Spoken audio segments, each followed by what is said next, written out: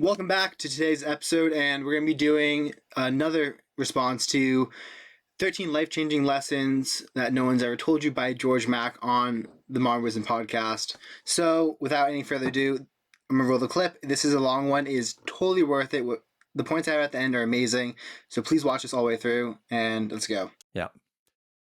Why have you been obsessed with Roger Federer and Djokovic and Nadal? Because you just won't shut up about them. This is so good. So this came from Matthew Syed. And for me, I've always enjoyed like self-help and self-improvement, but there's a part of it that always felt a bit icky. And this metaphor kind of explains my problem with it. And Matthew Syed is a big tennis fan, and he talks about he would go and watch tennis, and it was such a unique point in history because you had the three GOATs at once. So in football, you had arguably the two GOATs at once. You had Cristiano Ronaldo and Lionel Messi. In tennis, you had Djokovic, Nadal, and Federer.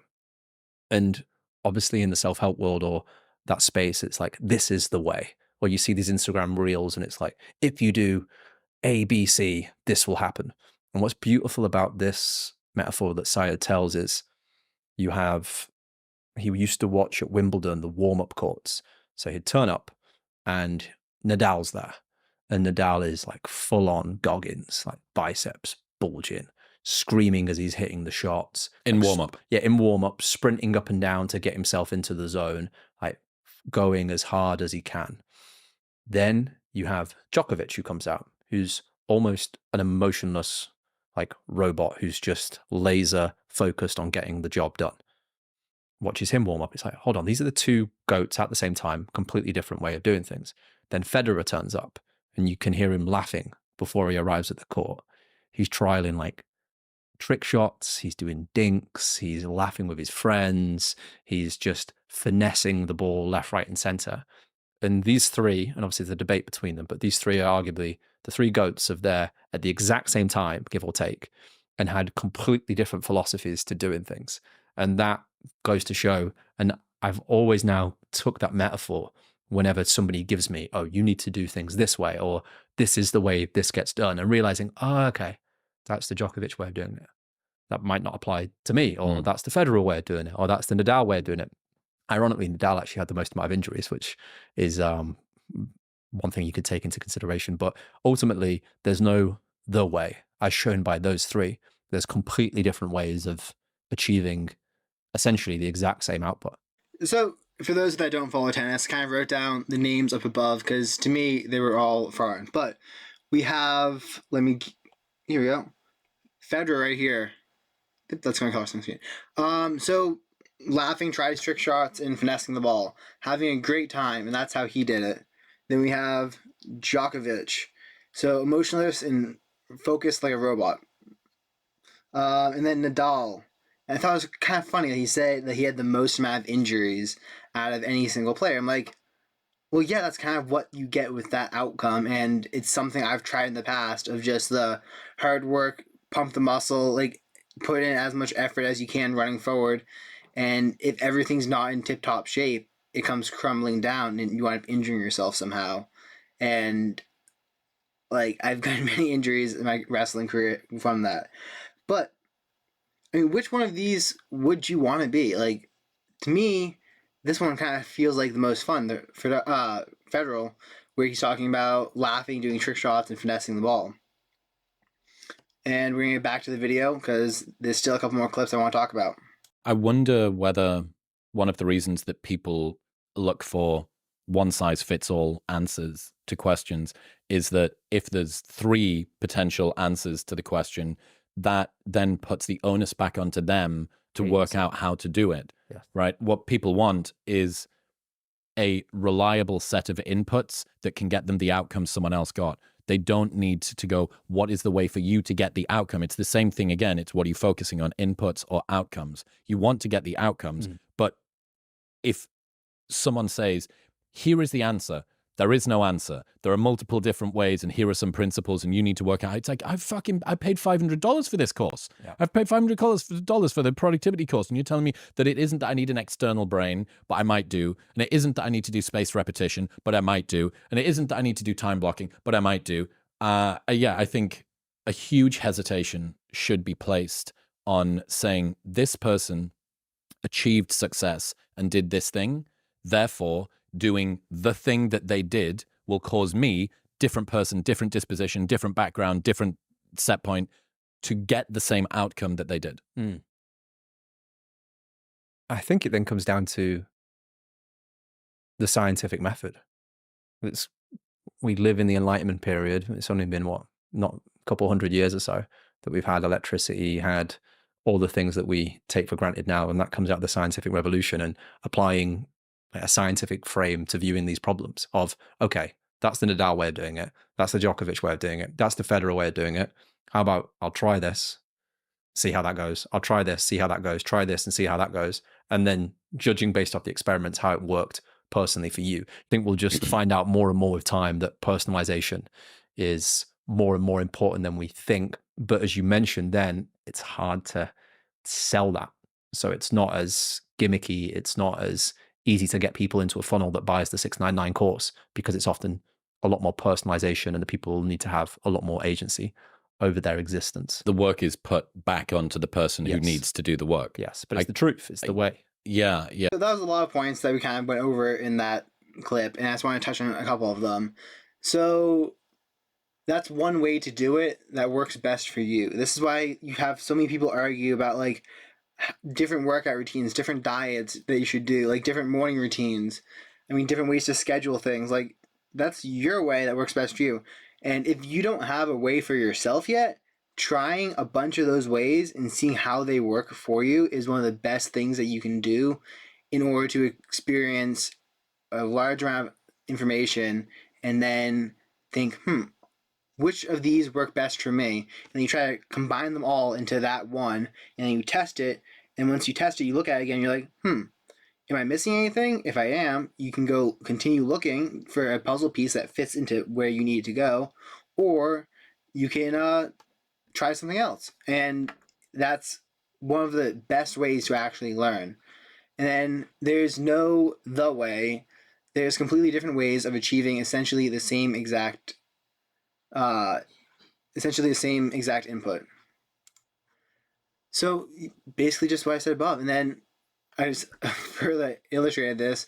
One size fits all? Nope. It's up to you to find which methods works best for you. Like, the whole ownership of this is on you. And yeah, you need to do work to do it, but like, it doesn't mean you should go crashing down the path blind. Like, take other people's advice, see how they did it, and then try a bunch of it. Make sure you have time to reflect to yourself and see, how'd that work? Why do I think this didn't work? This worked here, but not here. And then through testing your hypotheses, you eventually come up with a method that works best for you. And then there are multiple different ways. Here are some principles, and you need to work on it. You need to work it out. God, I read that horribly. There are multiple different ways. Here are some principles, and you need to work it out. Yeah, I mean, you're like, what? We haven't like solved this? And no, it's like, no, multiple people have solved this for themselves. You kind of need to look at how they solved it for themselves and see if that works for you, because you're different. I mean, in diet, you have carbo types, and you have like people who perform a lot in protein types, people who perform a lot better eating high fat meat. And a carbo type is going to tell you, yeah, man, those beans and that rice and all those carbs make me feel amazing. I don't like eating that meat. It makes me feel stuffed up. It just doesn't feel well. I'm not going to take that advice. I've tried doing that, and for me, I work best eating fatty cuts of meat and with lower carbs, and that I feel a lot better. But I had to try that first. You have to kind of like, I don't know. There's a metaphor I have of, I don't really have anything good to show it, but it's like a pendulum. You get one side over here, and you try this is what I like to do. I test the extremes. I try one thing over here, and I'll try the exact opposite thing basically, and then I'll meet somewhere in the middle, and like it might oscillate a little bit, but you eventually find that middle ground that works for you. But I mean, I had to go abuse energy drinks for 2 years, and then go cold turkey for another 2 years before I realized, you know what? Drinking green tea throughout the day makes me feel good. And I'm just going to leave it at that. I don't need to chase that dragon of the cracked out caffeine high you get from consuming 2 bangs in a row first thing in the morning. Like, I don't need that. Like, I'm very happy not chasing that. And go check out my caffeine video if you're in a similar situation or if you're thinking about quitting. But you have to find the way that works for you. Some people like their coffee in the morning, and I talk to them, and like, nope, it just helps me out. I feel better. I'm like, I mean, if that's where you're at, that's where you're at, and you can't really change it. Like, you can give advice, but if it's too unwanted, it's going to start zoning you out. So you have to be like, well, I'm happy to hear that's working well for you. This is what's working for me right now. And then, I mean, who knows? You could go to them in 2 months and be like, hey, man, let me hear more about that. What I'm doing is not really working that well. I want to hear what you're doing. But like, kind of having friends out there and talking to your friends and being like, seeing what questions they're tossing around in their head, and then you can give them your 2 cents on those questions, and then they can either take the advice or not take the advice, or you can go back to them like a month later and be like, hey man, you're figure out that question. And they could be like, oh yeah, man, I figured this out, and this is how I do it. That might work for you, might not, but it's talking to people, trying different things, and then realizing that you can change and you control your life, so you can kind of substitute in different programs. And the reason I say programs is because one of the first books that mentioned this to me was Code to the Extraordinary Mind. And in that, he talks about how the belief patterns in your head are kind of like, what is it? There's systems for living and models of reality. So the models of reality, which is what you believe, affect your systems for living. Because if you believe health is the most important thing, then your systems are going to value health instead of money. So by changing the thoughts of what you believe, you can change the systems and then try out a bunch of different things and see how that works. If you believe something and you have some model of reality going on in your head, and you have a system for living which puts that model of reality into effect, but that model is not working well for you, that system in your head might be wrong.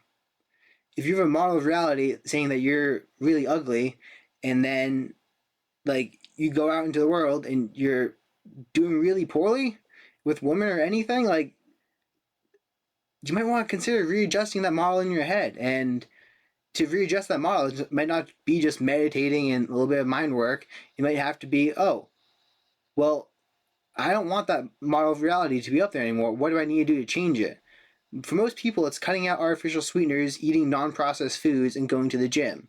It loses weight and clears out the skin. And pretty much, if you do both of those, you're going to be decently attractive.